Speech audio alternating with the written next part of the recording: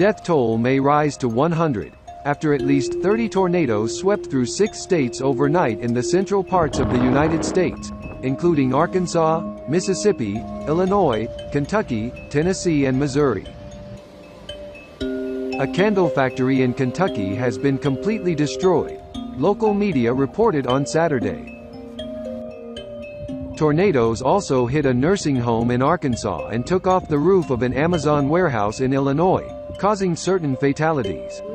Another nursing home and a fire station in Truman of Tennessee also got substantial damage.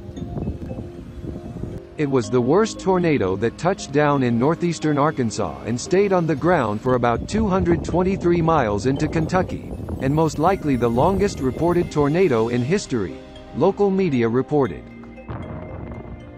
According to PowerOutage.us, at least 331,549 utility customers in 4 states were left without power. Issuing tornado warning on Friday, the National Weather Service said, at least 25 million people were under threat from massive thunderstorm systems.